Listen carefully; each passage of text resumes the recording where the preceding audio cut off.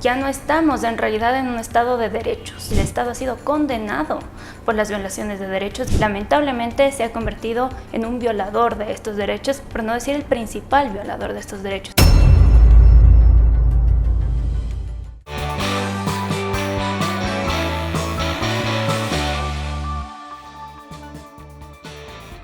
¿Cuál es la situación que vive nuestro país en el ámbito de los derechos humanos a propósito de que en estas últimas horas se conmemoró el Día Internacional de los Derechos Humanos? Hay algunas circunstancias que se están planteando y que están señalando prácticamente al Ecuador en diferentes casos. Es el tema que lo vamos a abordar con la abogada Cristina Melo. Ella es coordinadora del programa de derechos humanos de la Fundación Pachamama. Con ella vamos a conversar sobre este tema y otros en particular que tienen que ver también en este momento con relación a los derechos humanos en nuestro país. No olviden ustedes que estamos en las plataformas de Global Opinion, en nuestro canal de YouTube. Nos ayuda mucho suscribiéndose al canal. Los likes y los comentarios son importantes para continuar con este tipo de entrevistas. En las redes sociales de Global Opinion, en Facebook, en Instagram, en TikTok, usted va a encontrar otros productos comunicacionales, resúmenes informativos del ámbito nacional e internacional, además pues de la coyuntura noticiosa permanente, diaria, inmediata de lo que ocurre en el país. Lo va a encontrar en las redes sociales de Global Opinion. Síganos también en nuestras redes sociales. El programa llega gracias al apoyo de Conoce, siente y valora. Cultura Metro. Autorización número 3005. CNE, Elecciones Generales 2025. Kubiek, más que un buen acero. Thunder Mammoth, más fuerte, más versátil, más eficiente. Gracias, abogada Cristina Melo, por estar en la programación. ¿Cuál es en este caso la evaluación que tienen ustedes respecto a lo que está pasando en el tema de derechos humanos en el país? Gracias por la invitación. Desde Fundación Pachamama, siendo una organización que viene trabajando por más de 27 años en la Amazonía ecuatoriana, precisamente apoyando los procesos de defensa territorial, de defensa de derechos de la naturaleza y de los pueblos indígenas, vemos una situación muy crítica para los derechos humanos a nivel nacional y también a nivel internacional. Las políticas de ampliación de fronteras extractivas, la falta de políticas serias acerca de una transición ecológica y la falta de abordaje realmente de políticas que puedan implementar las obligaciones que el Estado ecuatoriano ha adoptado a nivel internacional para garantizar los derechos humanos en el Ecuador, me parece que están en crisis, ¿no? Se ha sobrepuesto intereses particulares, empresariales y de otro tipo a la garantía plena de los derechos humanos y de los derechos de la naturaleza, y eso nos tiene por debajo del cumplimiento de las obligaciones estatales. Ya, pero en este caso hay pronunciamientos de pronto de organismos internacionales que dan cuenta de lo que usted está señalando en este caso. Por supuesto, hay un sinnúmero de sentencias de la Corte Interamericana de Derechos Humanos, de organismos como de Naciones Unidas, por ejemplo la OIT, que han señalado durante los últimos meses, durante el último año, una serie de obligaciones incumplidas por parte del Estado ecuatoriano. Hay un incumplimiento tosudo por parte del Estado ecuatoriano y permanente y sistemático a la consulta previa, libre e informada y a los mecanismos de participación de los pueblos y nacionalidades indígenas en los asuntos que les compete con respecto a sus derechos colectivos. Con estos pronunciamientos o con estas situaciones que se están dando en el país, ¿qué es lo que se puede esperar en este momento? Esperar que el Estado tome con seriedad las obligaciones internacionales que ha adoptado y también las obligaciones nacionales. Solamente creo yo desde que se reconoció, digamos, los derechos de la naturaleza en la Constitución en el año 2008, desde que han habido un montón de sentencias y resoluciones a nivel nacional y a nivel internacional, más o menos unas 11 o 12 sentencias, por ejemplo, que hablan acerca de cómo el Estado ha estado incumpliendo, por ejemplo, el derecho a la consulta previa, libre e informada, cómo han estado regulando apropiadamente este derecho y garantizando los derechos colectivos y los derechos de la naturaleza. Se puede ver cómo el Estado de manera reiterativa ha tenido una política de Estado, no de gobierno, sino de Estado permanente, sistemática de violación de derechos humanos. Creo que estamos ante incluso una situación que algunos expertos incluso llaman una situación de Estado inconstitucional o de Estado inconvencional, porque de manera reiterativa se violan esos derechos. Lo que podemos esperar es que el Estado finalmente aplique políticas para cumplir. ¿Qué podemos decir en este caso? ¿Que el Estado ecuatoriano es un violador de los derechos humanos? Sí. En todos los aspectos, incluido la naturaleza. Sí, yo me atrevo a hacer esa afirmación. Creo que el Estado, en lugar de cumplir su rol de garante de los derechos humanos y de los derechos de la naturaleza, lamentablemente se ha convertido en un violador de estos derechos, por no decir el principal violador de estos derechos, tanto por acción como también por omisión. ¿Qué puede significar el hecho de que Ecuador esté inmerso en estos temas? Porque hay algunos pronunciamientos que se vienen dando de organismos internacionales que tienen que ver con derechos humanos. ¿Qué significa el hecho de que no se esté cumpliendo sentencias, que no se estén cumpliendo también requerimientos que hacen estos organismos, en este caso, Cristina? Significa que ya no estamos en realidad en un estado de derechos. Un estado de derechos es aquel en el cual la ley y la Constitución rigen. Si es que la ley y la Constitución son permanentemente violadas, no estamos en un estado de derecho y por lo tanto estamos perdiendo la democracia. Ya, pero en este sentido podría ser susceptible el país de algún tipo de llamado de atención, de sanciones, no sé, que puedan ocurrir. Por supuesto, y han habido innumerables sanciones, como mencionaba, a nivel de cortes nacionales e internacionales. El Estado ha sido condenado por las violaciones de derechos y estos organismos también le han mandado al Estado a generar reparaciones integrales. Si es que no repara a las víctimas, continúa generando nuevas violaciones, asumen nuevas obligaciones y responsabilidades a nivel internacional y a nivel nacional que, por supuesto, tienen un gran costo a nivel político, pero también incluso a nivel económico. Pero de pronto este hecho de irse en este sentido con el tema de los derechos humanos para ciertos sectores, el tema de la naturaleza, no es que atenta en general para el derecho de todas las personas en el país. Por supuesto, la democracia es de todos, ¿no? Si estamos violando los derechos humanos de algunos pocos, estamos violando el Estado de Derecho para todos. No va a haber democracia, no va a haber cumplimiento de los mandatos populares. Esas son también violaciones de derechos humanos que nos atañen a todos. Y en medio además de una crisis climática global, donde ya estamos sufriendo los efectos, tenemos crisis de electricidad porque no hay agua, porque no se han tomado políticas efectivas para ver cuáles son los impactos diferenciados de la emergencia climática en ciertos grupos sociales con derechos específicos, por ejemplo, o donde tenemos incendios forestales permanentemente y no hay una política de Estado que realmente se digne en ver, ok, estoy violando derechos humanos y derechos de la naturaleza, ¿qué es lo que voy a hacer? Medidas efectivas. Si no tenemos eso y tenemos una crisis de seguridad increíble, nunca antes vista, y una crisis carcelaria que sobrepasa cualquier hito en la historia del Ecuador, vemos que hay efectos directos de la falta de política para la implementación de los derechos constitucionales. Y eso le corresponde al Estado, fundamentalmente. Entonces, hay un cumplimiento. Políticas no existen, ¿no? En este caso, una política, por ejemplo, de rehabilitación social, en este caso, y por eso los problemas que se tienen también en las cárceles. Claro, políticas poco efectivas incluso. Poco efectivas. Ahora, la situación de casos que se están dando en este caso, como por ejemplo de Purucagua, ¿qué visión tienen ustedes de lo que pasó allí? Entiendo que el día de ayer la Corte Constitucional se ha pronunciado acerca de este caso después de más de 20 años de lucha por parte de las víctimas de esclavitud moderna. Me parece un caso histórico y aplaudo a quienes acompañaron este proceso y a las víctimas.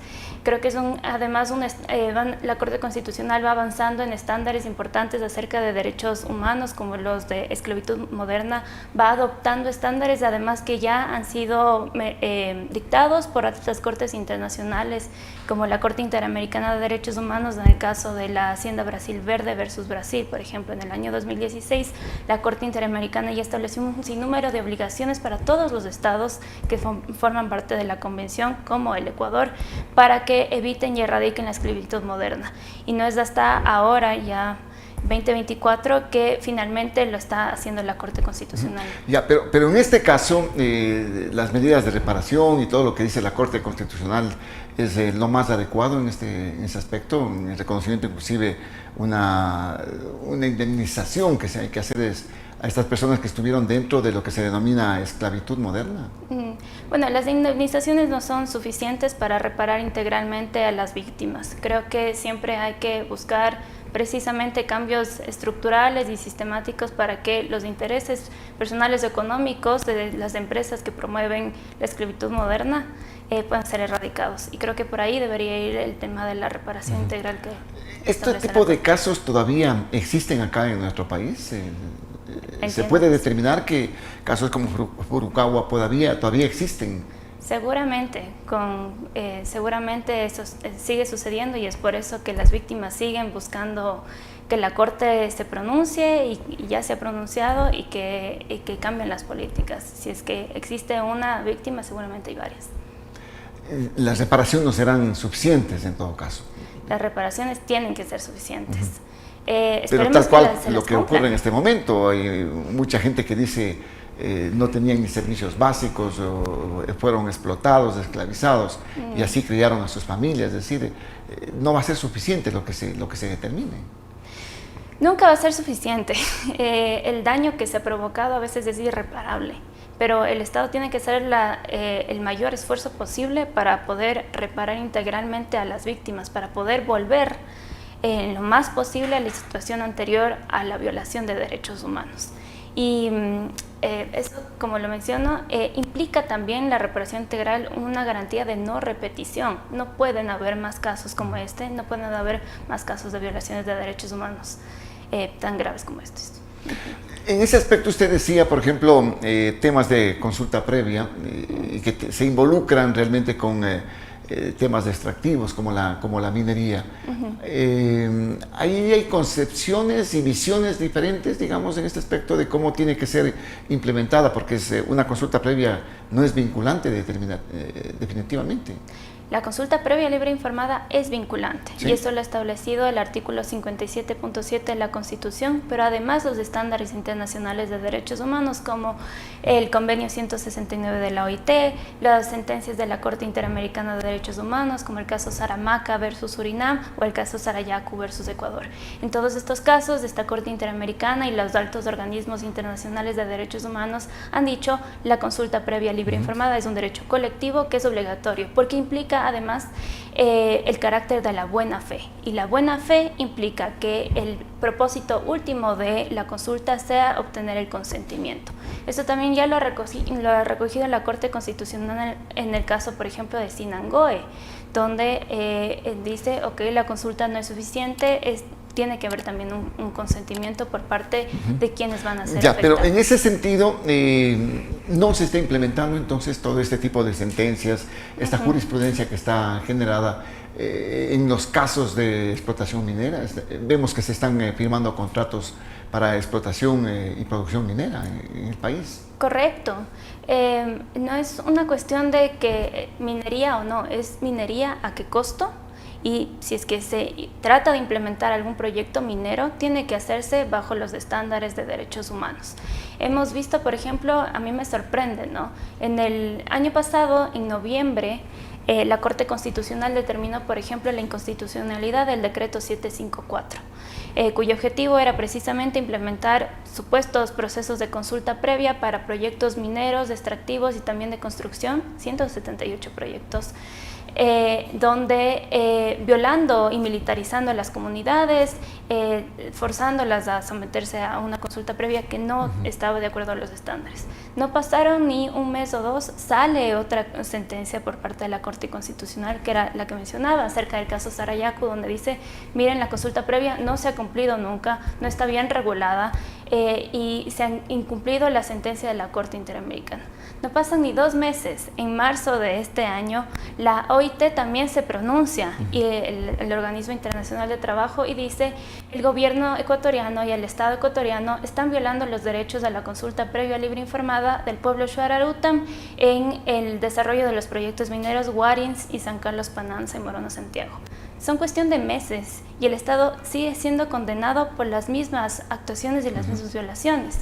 Y salen estas 3 sentencias obligándole al Estado a realmente cumplir la consulta previa libre e informada. Un mes después, el Estado, ¿qué es lo que hace? Emitir un acuerdo ministerial donde iba a regular la consulta previa para proyectos extractivos. nuevamente violando el hecho de que las Cortes ya le han dicho tiene que regularse mediante ley orgánica, consulta prelegislativa, de manera participativa. Entonces es un tema sistemático, permanente, no se quiere cumplir. Temas que tienen que ver también con la voluntad popular. Vemos que hay también malestar en los ciudadanos porque no se contemplan estas consultas previas, porque no se les pregunta, por ejemplo, el tema de las cárceles que se están construyendo en este momento, tanto en Santa Elena como en la Amazonía. ¿Esto conlleva también, digamos, a una arbitrariedad de pronto del propio Estado? Por supuesto, porque el Estado no se ha tomado el tiempo para realizar los estudios sociales y ambientales necesarios para ver cuál va a ser el efecto de establecer una cárcel en un lugar como Archidona, ¿no? Es por eso que entiendo que las comunidades de alrededor, pero también las organizaciones indígenas regionales y nacionales se han pronunciado y se han puesto en una posición de resistencia, porque no les han participado de una decisión tan importante como el establecer una cárcel en un lugar donde ya no hay atención del Estado, donde el Estado ha decidido estar ausente permanentemente, ha declarado estas zonas como zonas de sacrificio. Y por último, ahora también han decidido romper aún más los tejidos sociales estableciendo una cárcel ahí. Ya, pero no se va más allá los derechos, en este caso los derechos humanos, más allá del bien común. Vea que las cárceles, desde el punto de vista que se la está construyendo, es porque se necesita luchar contra el crimen organizado. Por supuesto, siempre y cuando hay una política de Estado que tenga el objetivo de realmente cambiar la crisis de seguridad a nivel profundo, ¿no? El hecho de establecer cárceles significa que hay una política de Estado que está enfocada simplemente a combatir criminalizando, ¿no?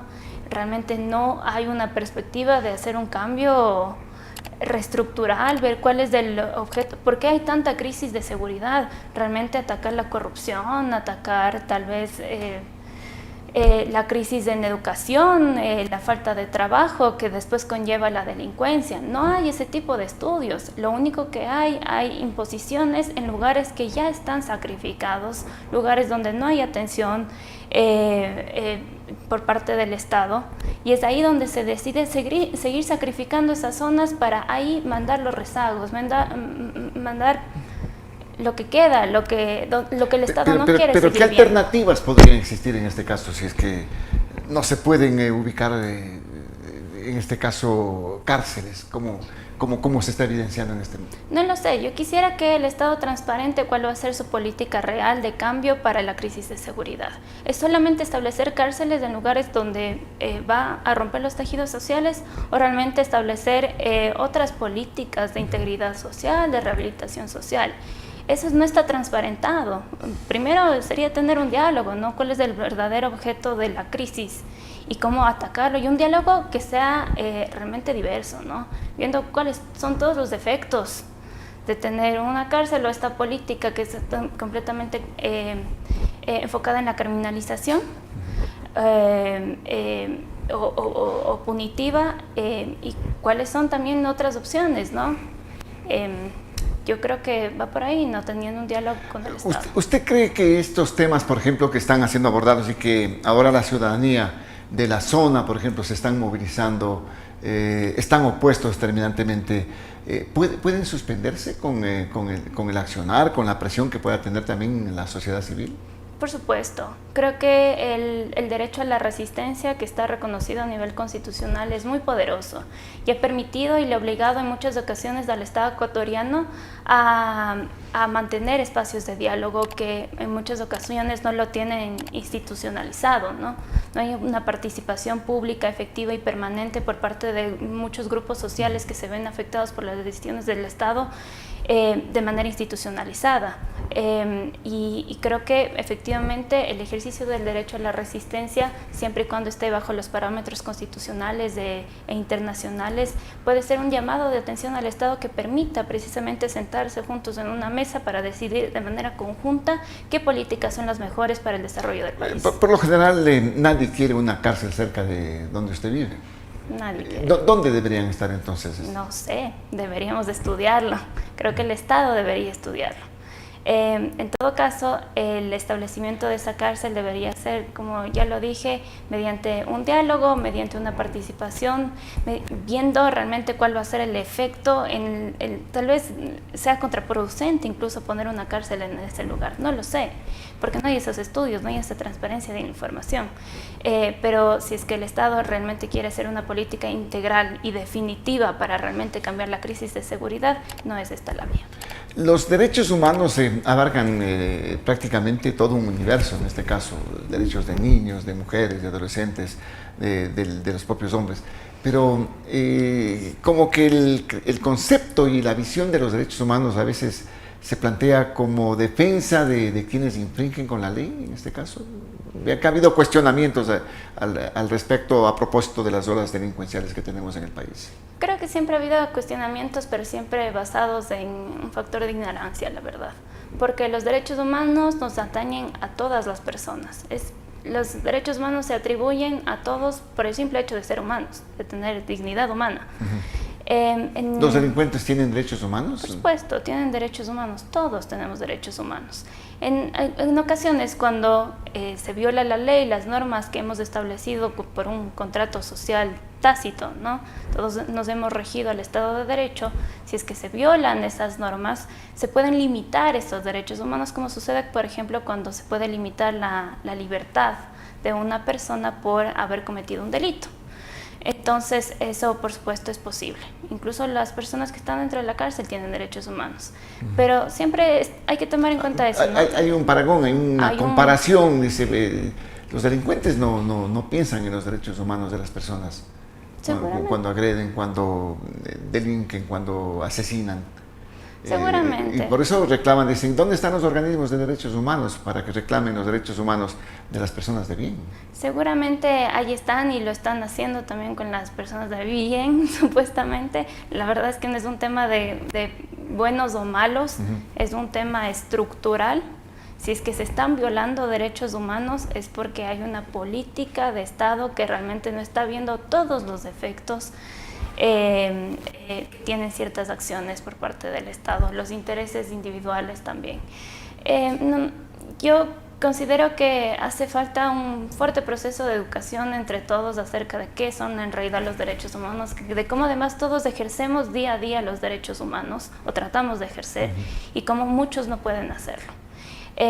Y eso, ¿no? Mis derechos humanos también tienen un límite y el límite es justamente tus derechos humanos o los derechos humanos de otras personas con las que convivimos. Cuando yo vulnero esos derechos, ahí hay un límite, ahí hay una restricción que se me van a hacer mis propios derechos humanos, como ya decía, por ejemplo, la libertad humana y de movilidad. Sí, hay límites también. Sí, pero esos límites son para todos en todo caso, Claro. Incluidos quienes se ven afectados en ese sentido por el accionar de pronto de personas que están delinquiendo, ¿no? Claro. Ese es el reclamo cuando, no sé si habrán visto ustedes que reclaman a los organismos de derechos humanos esto, de que peleen por los derechos humanos de toda la ciudadanía. Claro, y yo estoy de acuerdo, tiene que haber justicia para todos. El Estado tiene la obligación de erradicar la corrupción en el sistema judicial, erradicar la corrupción a nivel estructural para que justamente la gente a la que es afectada por la crisis de seguridad, por el nivel de criminalidad que hay actualmente, realmente obtenga justicia. Si es que hay corrupción todavía en el ambiente, se están violando también de manera estructural los derechos humanos de esas personas, porque no están pudiendo acceder a la justicia. ¿Qué es lo que se espera a futuro en el país? Tal cual están las circunstancias en este momento, estamos con una guerra interna, una lucha en contra de grupos de delincuencia organizada. ¿Qué es lo que se espera del país?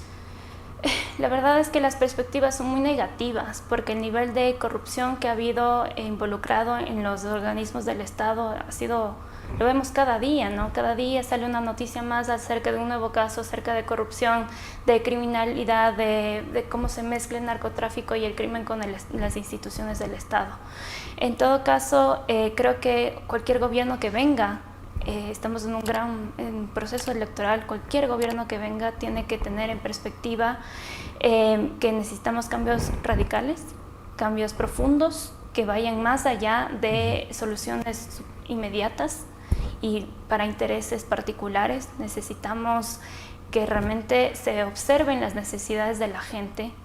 El nivel de pobreza que hay ahora va incluso a incrementar seguramente la criminalidad, los niveles de crimen, de seguridad, los niveles de falta de acceso a la educación, la trata, miles de cosas que nos están sucediendo ahora a nivel de Ecuador, que tienen que ser abordados con mucha seriedad por parte de los siguientes gobiernos. Y de eso no se ha escuchado mayormente de los candidatos, ¿no? Que deberían adoptarlo también como una responsabilidad el pensar sinceramente en cómo se van a manejar el tema de derechos humanos. Por supuesto. De hecho, creo que incluso no lo ven con seriedad, lo ven bajo estigmas y no se dan cuenta que estamos en una profunda crisis que creo que nunca antes la había visto el Ecuador o incluso el mundo. Y creo que cualquier política que se tome tiene que hacerse con la mayor seriedad, con la mayor transparencia y con el mayor diálogo posible.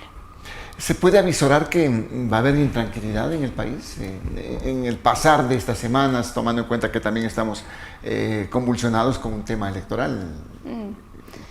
Yo espero que no, pero siento, por ejemplo, que la gente se va enojando, la gente va tomando una posición también de resistencia ante la inacción por parte del Estado ecuatoriano.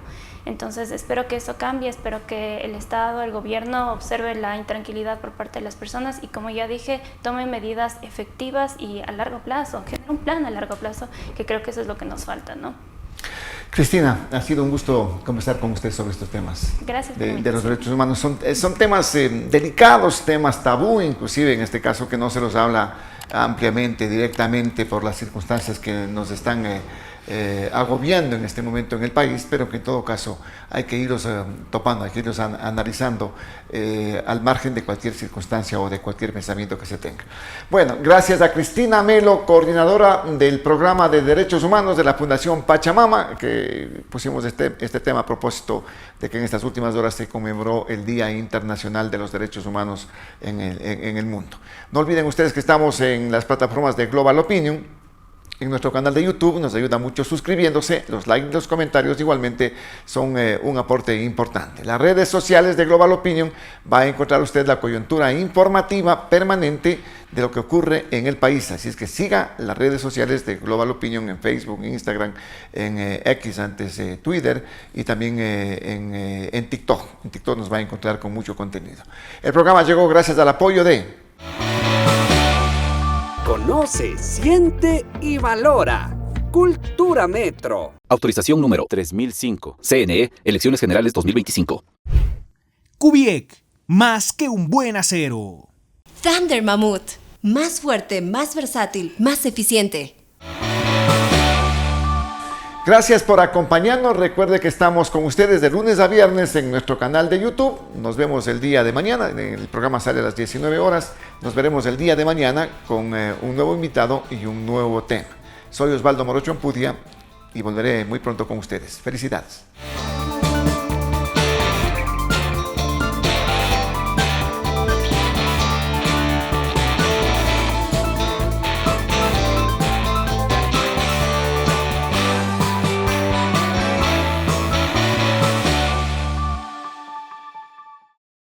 Evita filas y ahorra tiempo. Genera tu código QR digital para ingresar al Metro de Quito. Descarga la app para tu teléfono, Android o iPhone. Regístrate en nuestra app Metro de Quito y crea tu cuenta ciudad. Recuerda tener tu cédula de identidad a la mano, porque te pedirá tu código dactilar. Una vez registrado, ya puedes hacer uso de la aplicación. Realiza una recarga con tu tarjeta de crédito o débito. Genera tu código QR digital y haz clic en descargar. Ahora ya puedes ingresar sin filas y ahorrar tiempo. Disfruta de tu viaje. Conoce, siente y valora. Cultura Metro. Autorización número 3005. CNE, Elecciones Generales 2025. Kubiek, más que un buen acero. Existimos para acelerar el cambio hacia una construcción sustentable.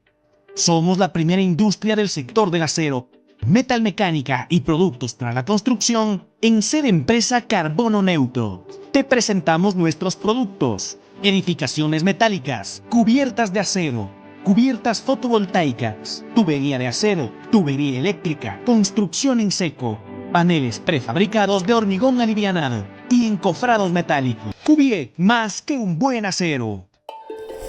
Él es Baltasar Ushka, el último hielero. Esta es la Thunder Mammoth M2, el primer motocarro de carga. ¿En qué se parecen estos dos personajes del Andes ecuatoriano? Que nacieron para ser los fuertes del trabajo pesado. Una potente herramienta de trabajo con amplio espacio de carga. Thunder Mammoth M2. Fabricados para durar, diseñados para ahorrar.